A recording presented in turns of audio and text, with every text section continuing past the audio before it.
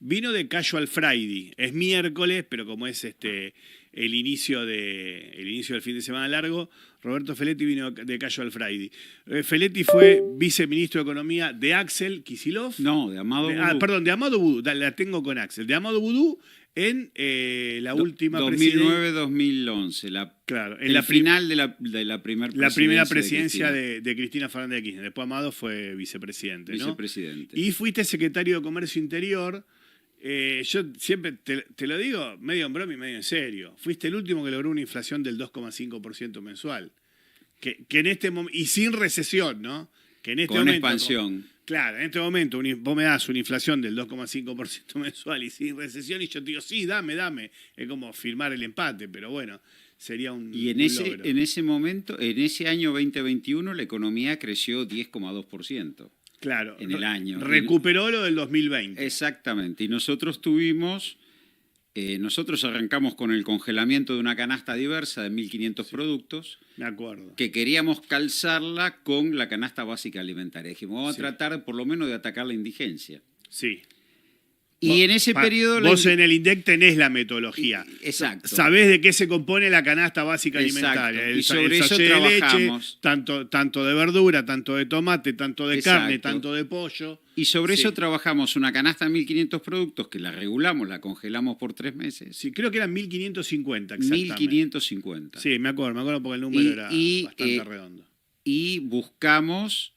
con eso mejorar la política de ingresos, es decir, aparear una política de precios con una política de ingresos, sobre todo en ingresos medios bajos. Sí. Y efectivamente, si vos mirás el último trimestre, octubre, diciembre del 2021, es uno de los mejores trimestres. Pongamos el gráfico. De coeficiente Gini en la Argentina. Pongamos de el mejora de gráfico distribución del ingreso. Claro. Ahí Ahí está. Porque vos tenés, enero, empieza en enero. Nosotros empieza en diciembre del 2020, 4%. Exacto. Enero del 2021, 4, 3,6, 4,8, 4,1, 3,3, 3,2. Hoy sería una locura, una Nosotros belleza. Congelamos en octubre cuando llegamos retroactivo a julio, que fue una polémica tremenda porque cuando yo llegaba en ese interín hicieron la remarcación. Claro. Una polémica tremenda, sobre todo con las alimenticias. Las peores conflictos los he tenido con las empresas alimenticias extranjeras. ¿Por qué? Con las extranjeras, no con las nacionales, por ejemplo, no con Arcor, no con la Serenísima. Aflojaban frente a presiones. La Serenísima después decía en la asamblea de accionistas que el balance daba mal por culpa mía. Sí. Pero Molinos, Arcor... ¿Y era verdad o era una excusa?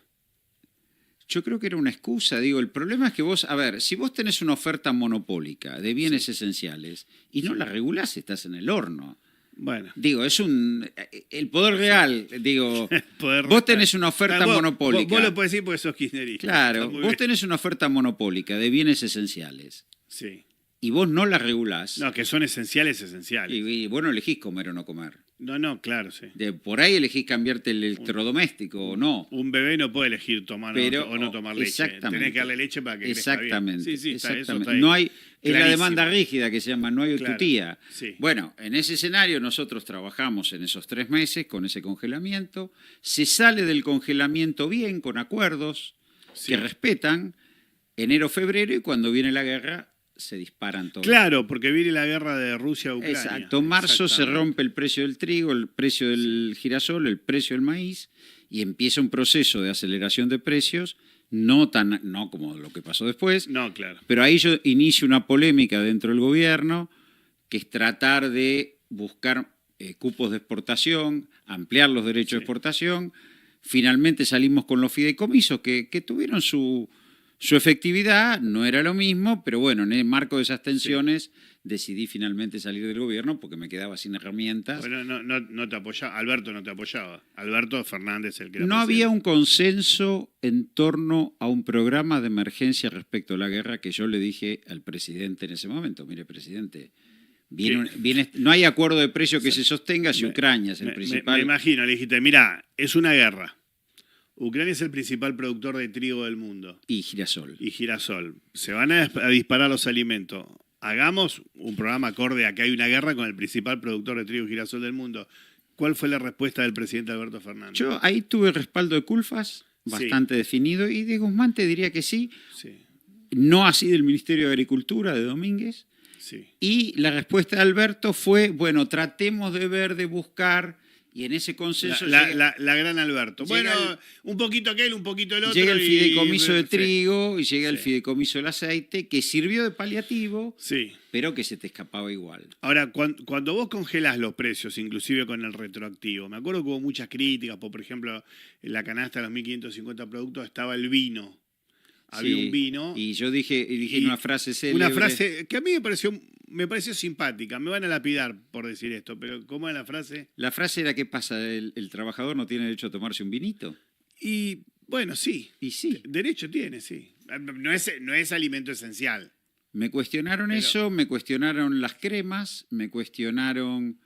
Después no, eso no me lo cuestionaron, el protector solar no, porque venía el verano, Protector solar es importante. Y el repelente- Como está hoy el sol. y el repelente de insectos. Es- Esos los pusimos en la Bueno, canasta. fuiste un visionario con respecto al repelente Bueno, de insectos. no, nosotros tratamos de crear una serie de precios regulados acotados Sí. para que defendiera el ingreso popular. Ahora, la pregunta. Y eso tuvo, si sí. vos mirás los números del INDEC, en indigencia y en distribución del ingreso tuvo éxito. La pregunta, No es cierto que el sí. control de precios no sirve. ¿Es temporaria la efectividad del control de precios? Es temporaria si vos no vas a un escenario en el cual puedas mantener la disciplina sobre los monopolios e ir llegando a una serie de acuerdos que permitan mantener la regulación.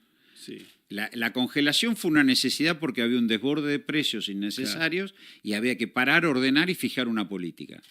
Después se salió y se salió bien enero y febrero, no se salió mal. Me acuerdo que en Olivos anunciamos los acuerdos, con el ministro Culfas, el ministro Guzmán, se salió bien. Pero después empezó la guerra. Yo creo que el control es efectivo en tanto y en cuanto vos puedas ir discutiendo con los monopolios cantidades, abastecimiento, costos, fundamentalmente. ¿Y hay es que posible costos. discutir o hace lo que quiere? Si hay te dice que sí, después se da vuelta y hace lo que Si hay quiere. cohesión en un gobierno, es absolutamente posible. No era el caso Porque del gobierno de Alberto Fernández. algo que tiene, y bueno, esas fueron las discusiones internas que me llevaron a la salida. Si algo de bueno tiene la concentración económica, es que son pocos. Claro, es que no tenés que sentarte con 140. Si vos lográs, te sentás con 20. Si vos lográs disciplinar 20 empresas, el resto empieza a ordenarse. Pero lográs disciplinar, es muy difícil lograr disciplinar. Nosotros hasta la guerra te diría que funcionaba, porque ellos también expandieron y tuvieron ganancia. Mirá los balances de Molino, claro, los de Arcos. A ver, esa es la otra pregunta. Ganaban plata. Cuando vos congelaste los precios y los retrotrajiste, ¿perdieron plata? No. Perdieron de ganar, ganaron menos, pero ganaban plata. Pero no perdieron plata. No lesionaste su ecuación económica ni financiera. Bien. No es cierto. Bien. Lo que había era una polémica, primero, entre las grandes cadenas de distribución, los supermercados, y las alimenticias por el margen de ganancia, porque vos habías trabajado en el tope del precio final. Entonces, para atrás empezaban discusiones duras. Pero eso se fue zanjando. Nos exigió mucho esfuerzo, mucho diálogo, pero se fue zanjando. Y el gobierno se mantuvo cohesionado. Yo creo que el gran conflicto es la guerra, cuando la presión, porque vos tenés dos tipos de presión de precios, la de góndola, la monopólica, la del procesado, y la del producto fresco, que te incide el precio internacional. Cuando el precio internacional se dispara, ahí nosotros teníamos la tonelada de trigo en enero, cuando cerramos el acuerdo, en 25.000 pesos en Rosario, en spot, y pasó a 41.000 pesos en marzo. Entonces no había acuerdo que aguante. Sí, no hay forma de sostener el La precio gente no del- comía el pan, precio del pan. claro. Claro. Por más que digan no, Sí. porque el trigo incide en el 12% Ahora, en el precio del pan, no es real. Digo, hoy la hipótesis, hoy la teoría y la praxis del gobierno es absolutamente otra. Así le fue. Pero espera, déjame preguntarte. Tenés razón, perdón, disculpa. No pasa nada. El presidente, estamos acá para discutir seriamente, que de eso se trata. Sí. El presidente dice que él cree que no hay fallos de mercado, que el mercado nunca falla, ¿no? Entonces, el presidente dice, no, los precios se irán ajustando de acuerdo a la oferta y la demanda y no va a haber ningún problema. Ahora, yo asumo que vos no pensás lo mismo. Hoy, por ejemplo, cuando vas a la carnicería y el precio del kilo asado sale 6.000, 6.500, 7.000 y pico de pesos, en una economía que funcionara distinto, ¿costaría menos? En una economía que funcionara distinto, debiera costar menos porque hay con respecto a la carne, hay dos. Te digo la carne por dar un ejemplo concreto, sí. que la gente sabe, el sachet de leche de la Serenísima Vos sale tendrías que- 1.300 pesos y la segunda marca sale 1.100 A y ver, algo, no hay tanta diferencia. Un gobierno, por eso digo que la disciplina de monopolio requiere cohesión. Un gobierno cohesionado tiene, por un lado, una política productiva. La forma de bajar precio y ampliar la demanda es Aumentar la oferta. es aumentar la oferta Claro. y es optimizar la estructura. Sí. Es decir, que la capacidad instalada llegue al tope. Y ahí es donde una segunda fase de intervención es financiarle la inversión, que si te lo digo como kirchnerista, si uno de los problemas que nosotros tuvimos en la presidencia de Néstor y Cristina fue no financiar la inversión, a diferencia de Brasil. Pero yo digo, vos tenés... ¿Y por qué? ¿Se dieron cuenta tarde?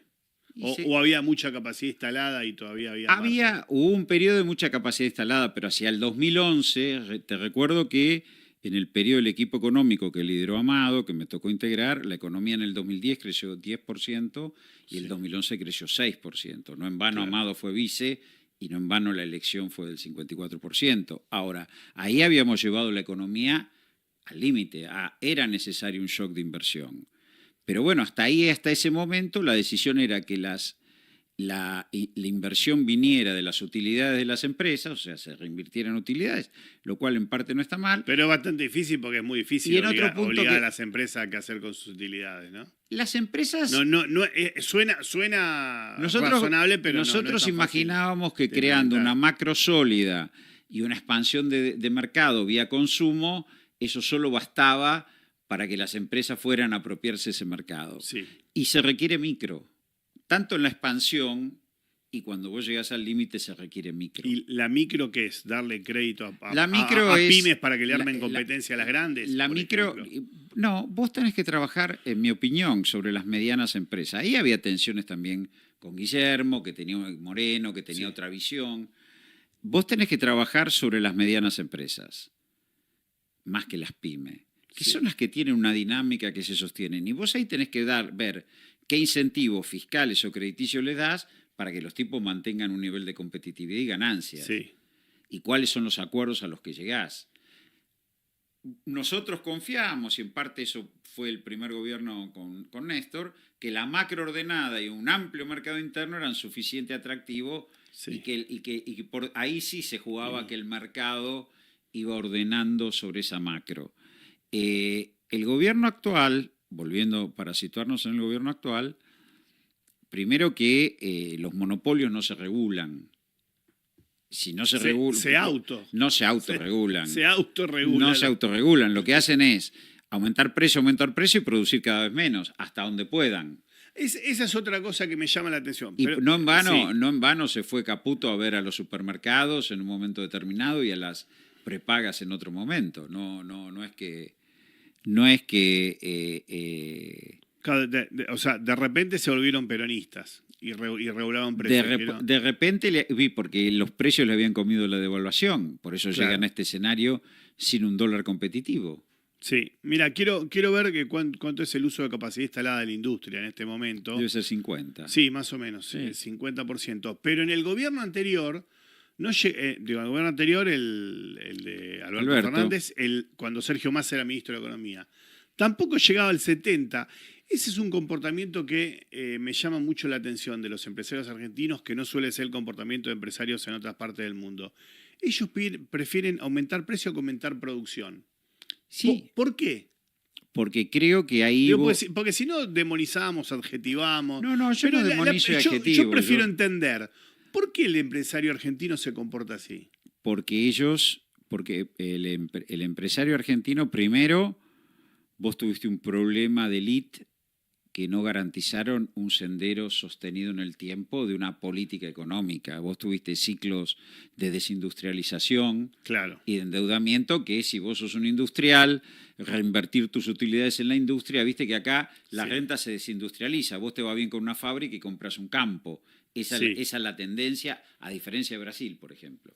Claro. Primero, O te la llevas afuera. O te la En el llevas mejor de los afuera. casos, compras un campo, por lo menos dejás la guita Dejás la produciendo guita acá. acá. O O te la compras llevas un afuera. edificio de departamento del Pozo. qué sé Claro, yo. que es una renta bajísima si los alquilás, Pero, bueno, pero es una renta. preservás el capital. Pero Claro. digo, primero, los ciclos pendulares de la política económica de los últimos 50 años. Bien. Segundo, el pleno empleo genera tensiones con el movimiento obrero crecientes por la tasa de ganancia. La capacidad del movimiento obrero argentino, que es positivo en términos de discutir la tasa de ganancia empresaria, en la medida que hay un ciclo prolongado de pleno empleo, se vuelve Sí. importante. Sí, Y pleno empleo o poca desocupación. o poca, o baja, sí, Baja no llegamos desocupación. nunca al pleno empleo, pero una desocupación debajo del 6, Sí. prolongada en el tiempo, además pensá que... A ver, Y el tercer punto pero es un tema de puja distributiva. es el o- vector de competitividad de energía. es barata. Ahora Era barata la energía. era barata, pero todo el hasta mundo... hace poco era barata. Era barata, pero todo el mundo sabía que vos tenías un problema de balanza comercial respecto del abastecimiento energético. Ahora se supone que eso, y por eso Sí. la expropiación de YPF, la aseguración, el asegurar vaca muerta, se tiende a resolver, aunque ahora por todo lo que ha pasado va a ser todo decidido a exportar y no importa. Claro. Pero digo, Sí, la ley base Vos- privilegia la rentabilidad por sobre el autoabastecimiento. vos tenías un escenario de origen del modelo industrial argentino que se basaba en que la competitividad de la industria no se podía extraer del salario, eso el peronismo lo vetaba, y ¿qué se hacía? Con la renta agropecuaria vos subsidiabas la competitividad industrial. Ese es el sentido Todo- de cobrar retención. Todo el mundo veía que cuando se angostaba la renta agropecuaria o cuando llegabas a un nivel de mucha utilización de capacidad instalada y la demanda energética era grande, el sector externo te empezaba a estrangular la capacidad que vos tenías para el Claro. sector interno. Y esas discusiones que no se resolvieron, que en Brasil sí se resolvieron, Brasil hasta Bolsonaro articularon 80 años de política industrial, de Sí. Getúlio Vargas. 80 seguidos. Seguido. Claro, Vos vas a Brasil y, no sé, te sentás en un restaurante y no tenés los cubiertos que son made in Vietnam, No. ¿no? Son Tramontina. Sí. Bueno, perdón, hice publicidad, pero No, digo, está bien. Sí. digo, pero la, es la marca nacional. la realidad es que vos vas a Mar del Plata con un avión, empresa brasileña de aeronavegación, un Embraer. Sí, un Embraer, sí. Bueno, Brasil fabrica aviones. Nosotros hablamos del Pulqui, que nos trae nostalgia, pero ellos fabrican aviones. Sí. Tienen un Banco Nacional de Desarrollo que durante años y años, y a mí me tocó hablar cuando era técnico de la UNASUR con funcionarios del BNDES, articulan planificación de inversión. Claro. Entonces vos decís que el empresario argentino invierte poco por la memoria. La memoria de tantos y años el tema que le eligen bandazos. la competitividad, eso es lo que pasó en el 2013. La fractura dentro del peronismo es que había sectores empresariales que empezaban a ver que por un lado la presión de la paritaria y por el otro la falta de energía le empezaban a quitarle Sí. capacidad de competir. Me parece que si tomamos, en eso la comparación nos mata, pero Bolsonaro arranca su programa, nombra un ministro Chicago Boy, a un ministro Guedes, que dice que va a privatizar Petrobras, va a cerrar el Banco de Desarrollo, va a abrir la economía. No Sí. pudo hacer nada, salvo puso a alguien en Banco Central que sube mucho la tasa de interés. Claro. Pero el único sesgo antiindustrial que tuvo es ese. Sí. Se nota que hay fuerzas en Brasil, las Sí, sí. élites, las Fuerzas Armadas, no sé, Sí, la famosa FIES. la que le Federación dijeron, Estatal de San no, Pablo. mire, jefe, esto Claro. no. Sí. Ahora acá viene alguien, nos endeuda, traen al fondo, somos Sí. el país que más endeudó con el fondo, y no hay mecanismo de defensa institucional. Y eso también en el Hoy, empresariado sí, juega. hoy estaba pensando, primero te voy a volver al pasado y después te voy a traer al presente. Ahora me hiciste acordar, vos eras viceministro de Economía cuando se puso el cepo cambiario. Yo ya nos estábamos yendo. Y me acuerdo, estaba Ganó yendo. Cristina, la primera, la PASO, creo que la regulación cambiaria dura se pone En el 2000, cuando gana... 2011, Ah, sí, entre la PASO y la 2011. General, creo, porque afrontábamos varias Me corridas. parece que después de ganar la general. O después de la Fue General. en octubre del 2011. Después de la Me general. acuerdo porque me hicieron de laburar un domingo. Después de la General. Me sí. llamaron del canal que estaba y me dijeron, vení, tenés que explicar esto. Bueno, Después de octubre. ¿Vos estuviste de acuerdo o hubieras preferido evitarlo, el cepo cambiario? yo ya había sido electo diputado nacional, me iba a hacer cargo de presidir presupuesto, pensaba otras cosas, pero nosotros ahí, con Amado, con Hernán Lorenzino, bosquejamos un borrador, para ser justos, porque lo trabajamos, que aprovechando el resonante triunfo electoral buscaba un ordenamiento macroeconómico, si querés, un poco más conservador, Sí.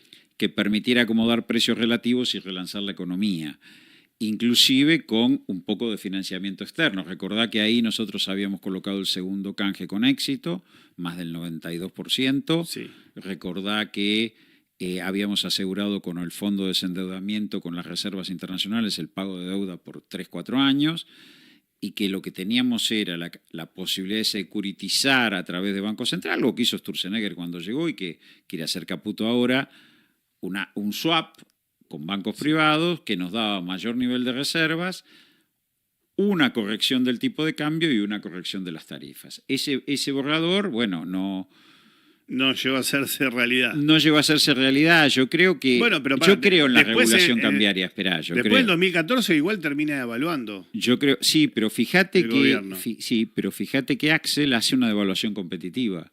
No es la que hace Caputo.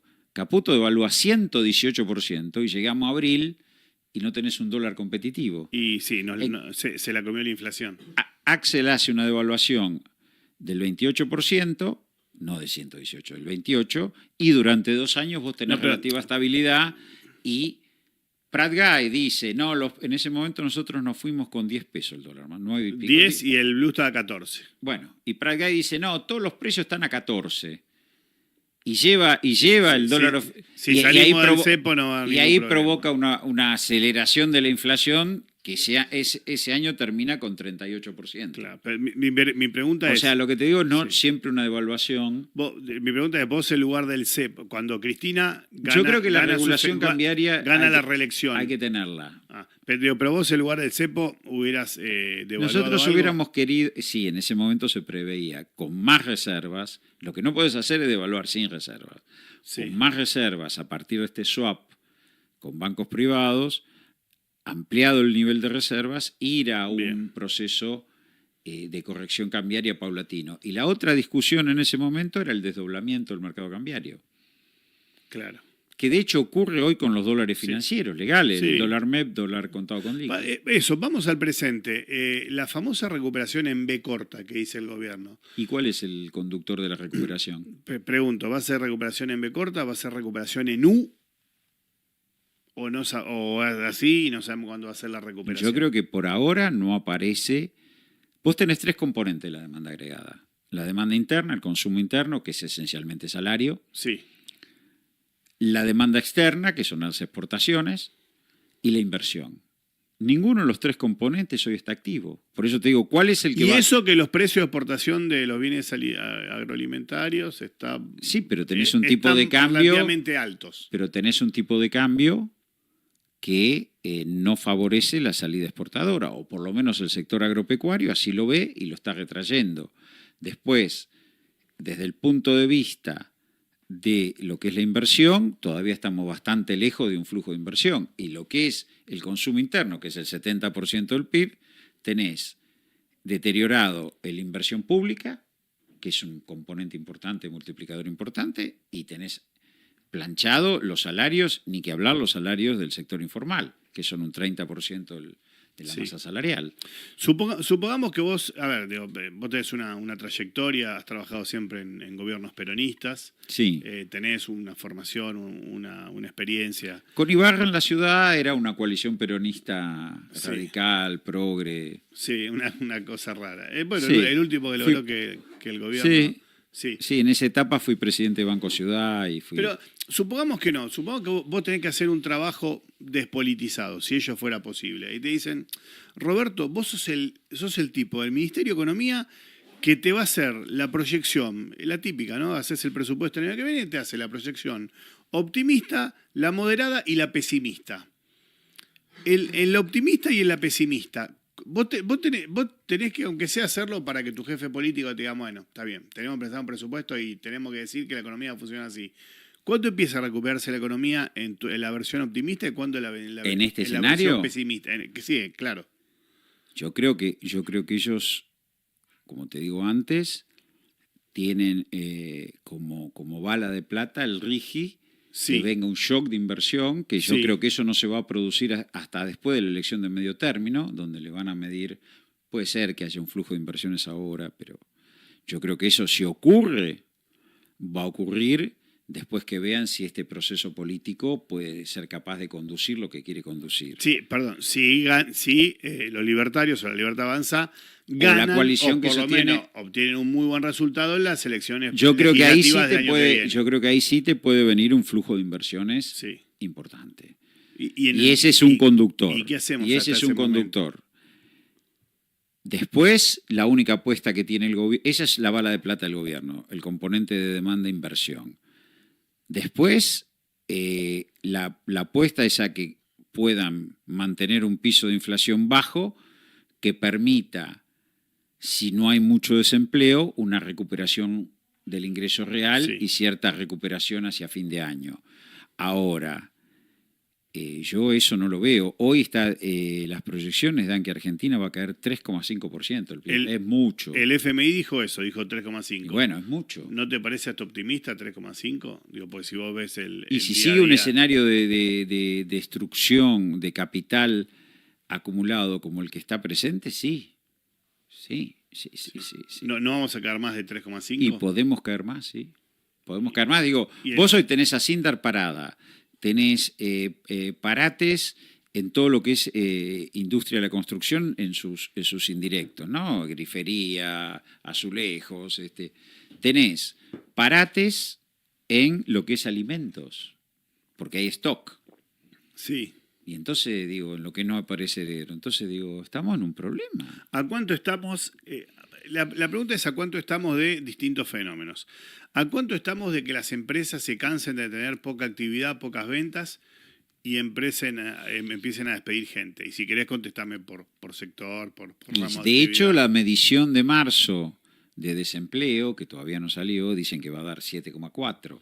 Pensá que nosotros dejamos 5,8, creo. O sea, ahí tenés un saltito, pero de un puntito. Vos pensás que tenés... Y medio. Pensá que tenés 17 años... Pero un punto y medio, la población económicamente activa son 14 millones no, más o menos. son más, son 1,5 puntos. Tenés que estar calculando arriba de 150.000 por punto. Sí. Tenés casi 220.000 personas. Bueno, más o menos las cuentas sueldo que se cerraron. Se cerraron 275.000 cuentas sueldo en el primer trimestre del año. Bueno, pero eso es lo que te va dando la pauta. Vos no tenés memoria del desempleo. Tenés, desde el 2006 tenés desempleo de un dígito. Desde el año 2006. Es verdad. El desempleo flotó en torno al 7%, vamos a poner más o menos, en algún momento llegó al 8%, con Macri llegó al 9%, pero tenés 7% durante 17 años promedio. Y bueno, de golpe ya pasó el 7,4%, vas a llegar al último trimestre del año con una ola de despidos muy masiva.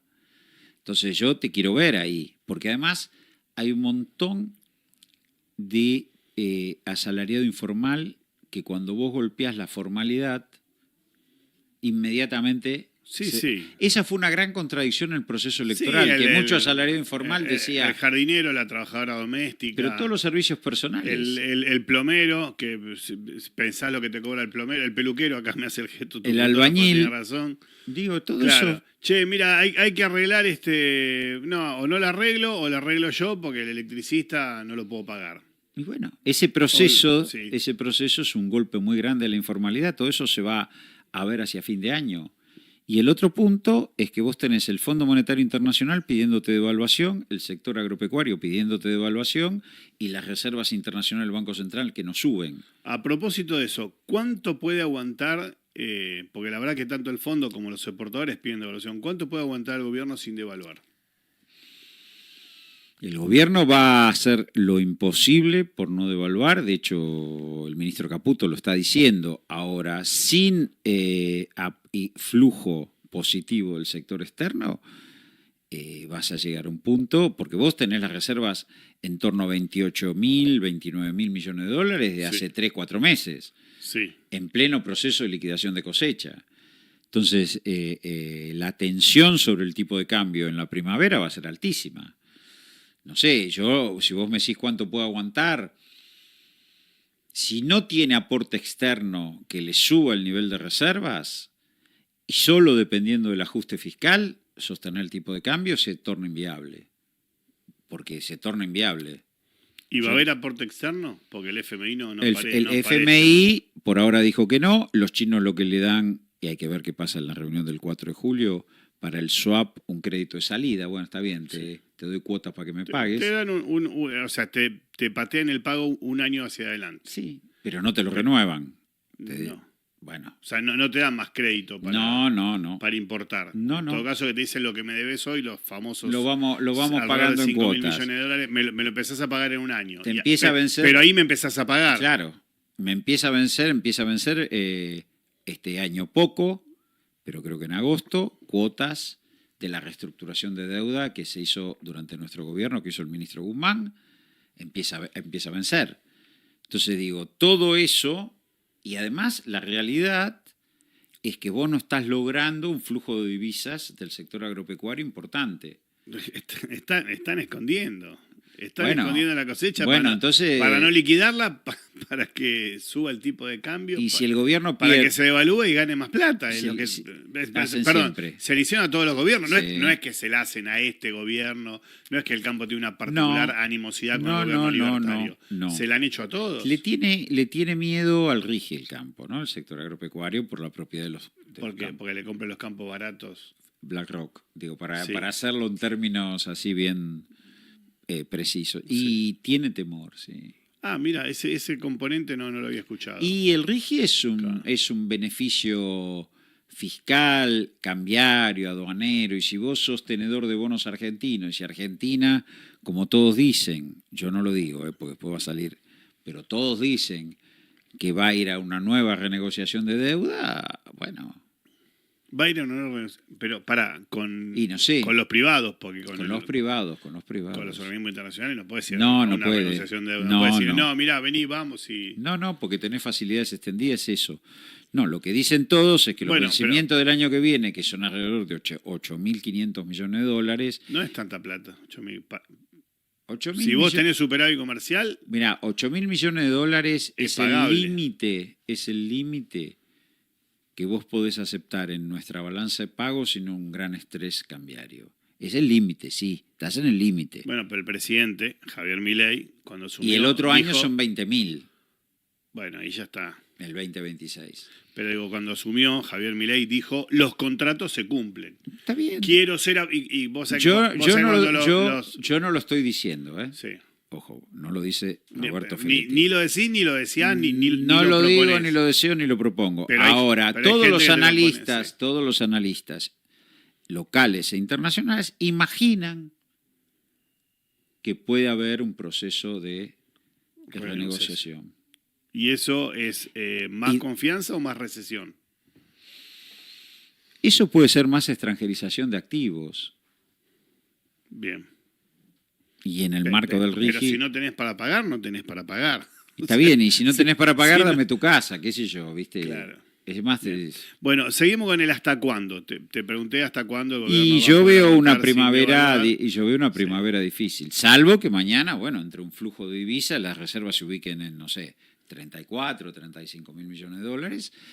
El gobierno tuvo ahora un beneficio importante en términos fiscales de lo que es la cuota del impuesto a las ganancias, en mayo siempre pasa, con una caída en la recaudación de IVA, que eso tiene que ver con la recesión y lo tiene que anotar. Traduzco, en junio ya no va a haber superávit. Puede haber bastante menos o justo. Claro. Y el otro tema es que Caputo, al renegociar la deuda interna, la deuda en pesos, con este mecanismo de tasa anticipada y demás, lo que hace es correr los intereses del presupuesto. Pero la realidad es que ha acumulado un capital de un stock de deuda que también todo el mundo mira como preocupante. Deuda en pesos, ¿eh? Sí. Te sigo con el hasta cuándo. Diferenciamos... Primavera. No, está bien, pero no, de otro tema te digo. Diferenciamos persona física, persona jurídica. La vieja diferenciación económica de familias y empresas. Sí. ¿Hasta cuándo las familias tienen canuto para seguir pagando lo que a ustedes los economistas les gusta decir gasto corriente, que es el presupuesto mensual. Desahorrar. ¿Cuánto vos tenías dólares ahorrados, quemaste dólares para que tu hijo siga en el mismo colegio, mantener la misma prepaga. Después te bajaste del plan de la prepaga, te fuiste a un hospital de comunidad, quemaste algunos dólares más. Y después seguiste quemando dólares. Y estamos en junio. No pasó tanto tiempo. Pasó los 6 meses. hechos empiezan a demostrar que Alberto Fernández no hizo tan mal gobierno porque había una capacidad de ahorro, evidentemente. Te van a prender fuego por decir semejante. Yo sé que me van a prender fuego, pero evidentemente si todavía sigue. Aclará en lo económico. Si todavía se sigue desahorrando. Sí, aclará. Si vos decís que Alberto Fernández hizo tan mal gobierno, aclará en lo económico.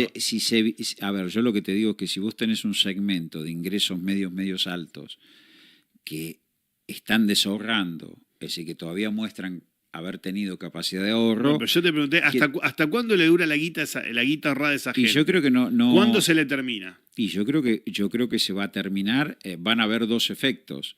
Un efecto es la caída de ingresos por el efecto inflación, que es sobre todo en el impacto tarifas, y otro efecto va a ser el desempleo. Eso se termina en el último trimestre del año.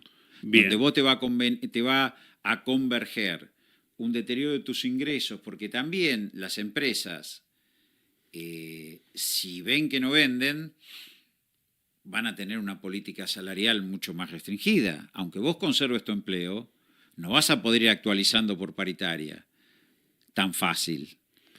Es un círculo vicioso complicado. Malo para todas las partes. Y el desahorro puede ir agudizándose y yo creo que llegas a un trimestre de fin de año complejo. Para hacer el cortecito, para que explote esto en YouTube, en Instagram, en todos lados, vos decís que el canuto a las familias se le termina a fin de año. Primavera, sí, yo veo una primavera difícil. Entre primavera y el comienzo del verano. Sí, porque tampoco pueden actualizar sus ingresos. Este tema del desempleo no es un tema menor, porque el desempleo nunca obra como un disciplinante también, porque claro. Un empresario te dice, no me pidas más aumento de sueldo porque tengo 10 tipos que te quieren reemplazar. Sí. Cuidado con todo esto, ¿no? Obra como un... Bien. Entonces, si yo mantengo una inflación del 5%, que todos dicen que sobre el 4,2 se va a aumentar por las tarifas, por los alimentos. Si yo voy a poner un piso del 5, no puedo mejorar mi ingreso salarial, ya bajé los gastos que tenía que bajar, digamos, de recreación, de cultura y demás. Sí, ya no voy al cine, no voy al teatro. Bueno, no voy a comer afuera. Compro menos libros. Bueno. No le pago el comedor al pibe en el colegio, le mando yo la vianda. Bueno. No voy al restaurante. Si ya llegué a ese escenario... Y lo próximo que hago, no sé, mato a alguien para y bueno, para que hay coma que ver, menos. Sí. No hemos incorporado todavía el tema vivienda, hay que ver. Sí. El tema alquileres. Te hago la misma sacando a los que tengan vivienda propia, ¿no? Te hago la misma pregunta para las empresas. Y te cuento una charla que dio tu ex compañero de gabinete, Matías Culfas, ante legisladores del peronismo porteño. A mí lo del peronismo porteño me parece un oxímoron, ¿viste? Porque eso, no sé si son tan peronistas, lo que se dicen peronistas porteños, pero no importa. Yo fui uno de ellos y porque además están acostumbrados a perder, se sienten cómodos con eso, arreglan con el gobierno. No, eso es otra discusión, ¿no? Claro, bueno, no importa. Culfas fue una digresión mía. Culfas, córtela, muchachos, le voy a hacer laburar de más. Culfas dio una charla con los legisladores del peronismo porteño, algunos que yo conozco, y me cuentan que Culfas le dijo, las empresas sabían que venía un año duro, hicieron canuto, ahorraron, y ese canuto les dura hasta septiembre, octubre, noviembre y diciembre. ¿Vos tenés el mismo diagnóstico? Sí. Y cuando se termina ese canuto, ¿qué hacen las empresas? Y bueno, cuando echan gente antes de las vacaciones, antes del 24 de diciembre, antes del 31. A ver, las empresas, algunas por acción, otras por seguidismo, tuvieron un efecto político de apoyo al gobierno, sí, en lo que suponían una mejora en su competitividad por la energía y por el salario. Es decir, sí, la reforma laboral y la desregulación del mercado energético iban a generar condiciones de mayor competitividad en dos vectores importantes. ¿Pero qué desregulación si la energía es cada vez más cara? Bueno, después viene la realidad. Hay un apoyo al gobierno Sí. en esta cruzada que hace el gobierno de dar vuelta a 100 años de peronismo, 80 años de peronismo.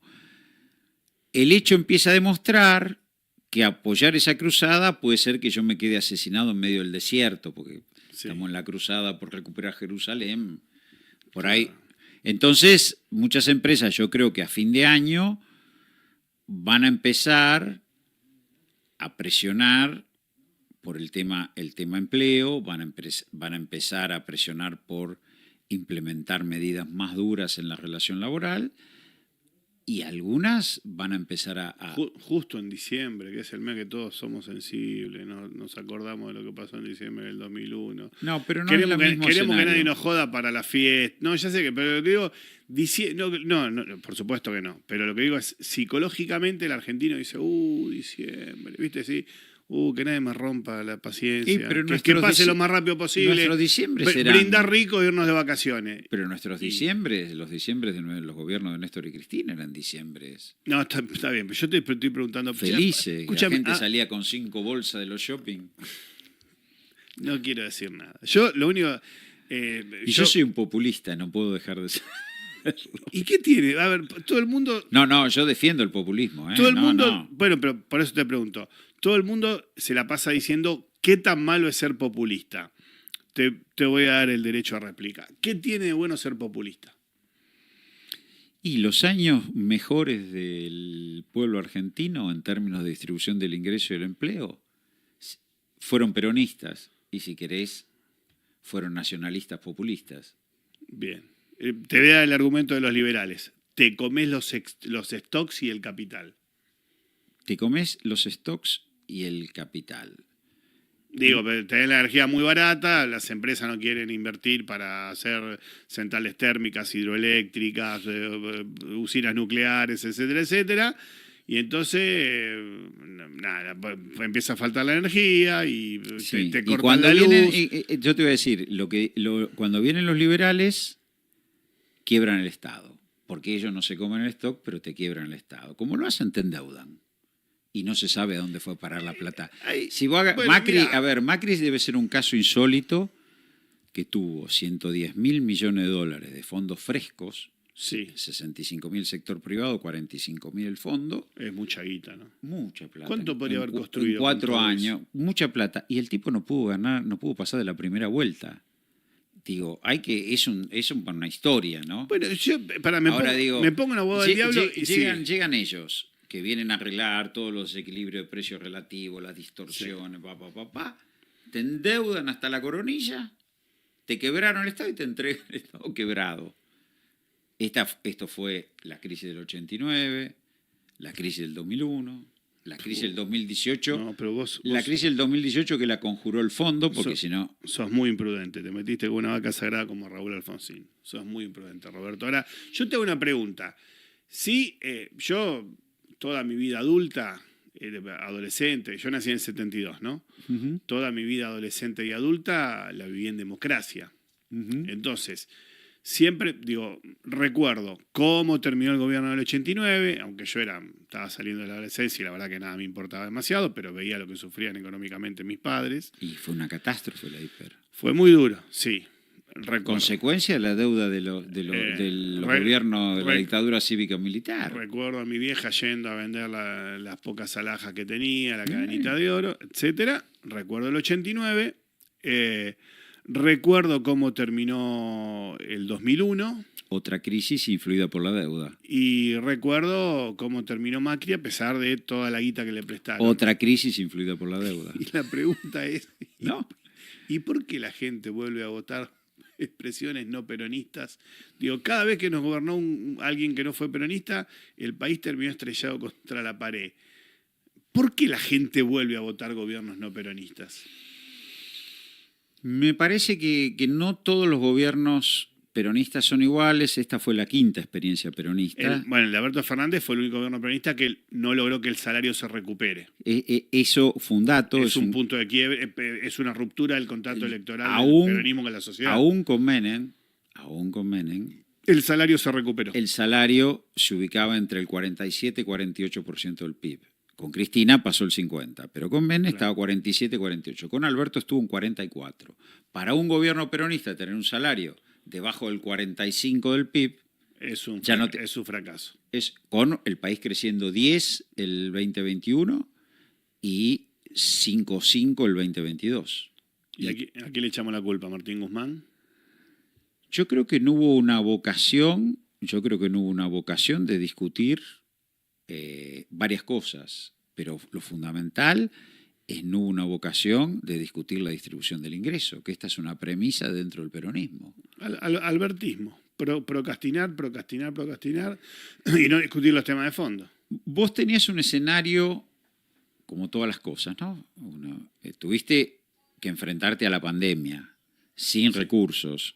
Tuviste que enfrentarte a la pandemia sin recursos. Eso es un problema en sí mismo. Eso es un problema en sí mismo.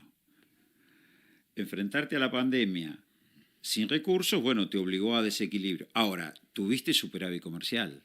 Sí. Tuviste 4.000 millones del Fondo de Derechos Especiales de Giro. Tuviste la posibilidad de la guerra transformarla en una oportunidad por la suba de precios internacionales, que dio una renta extraordinaria enorme. Y entonces, sí, la culpa fue de Guzmán. El ministro de Economía era Guzmán. Yo creo que no hubo vocación de discutir seriamente el poder en la Argentina. Bien. Está la gente de River esperando. Le pedimos 1000 disculpas. La verdad que está muy interesante la charla. La última. A las 19 empieza el programa de River. Mira vos. ¿Vos sos de River? Sí. Sintonía monumental con el Tano Santarciero. Yo te mirá. digo, tenerlo al Tano ser dirigente de River y tenerlo al Tano Santarciero es peor que tenerme a mí buscando primicia económica. Es muy jodido el Tano. Es un tipo muy jodido. Y es un mal momento por ahí. No sé si es tan mal momento de sé River, si está pero malo, exageran. yo creo que exageran un poco. Pero el Tano no tiene pelos en la lengua. Así que bueno, ya está, ya se quedan con la gente del Tano. Te hago la última. No me vas a quedar responder porque vas a quedar mal con la persona que está viva. Y vas a quedar bien con el... Bueno, pero yo te hago la pregunta. ¿Quién entendía más de economía? ¿Con quién se podía hablar mejor de economía? ¿Con Néstor o con Cristina? Mira, yo no hablé mucho con ninguno de los dos. Me parece que el pragmatismo de Néstor hubiera sido necesario. Claro. Creo que por ahí Cristina el plan no era pragmática, era más... Era Cristina es gloriosa, era, Cristina es gloriosa, es tremendamente gloriosa por las batallas que dio en la Argentina para ampliar la democracia y enfrentar al poder. Pero no todas las ganó. Bueno, pero se animó a darlas, Sí. y eso en sí mismo la transforma en gloriosa. Digo, el gran éxito de Cristina es eso. Pero por ahí Néstor tomaba el modelo más, si querés, conservador que planteaba Amado de salida del 2010-2011, que habían sido 2 años muy expansivos. No lo podemos saber, es contrafáctico. Sí. Pero yo creo que ese matrimonio, como el otro, complementaba. Sí. Y también, como pasó en el caso anterior, la desaparición de uno, de los dos. Claro, eran... Sí, claro. Sí. Es como, salvando la distancia, como el Indio Solari y Sky Bellinson por sí mismos no son los redondos. Claramente, ¿no? Los redondos juntos son los redondos. El Indio hace bien, sigue siendo un gran poeta.